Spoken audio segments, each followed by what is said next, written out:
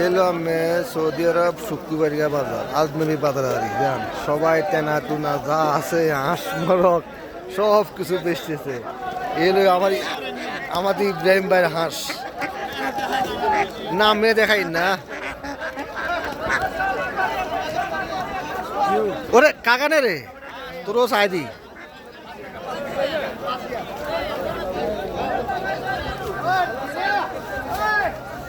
শুক্রবারিয়া বাজার আর কি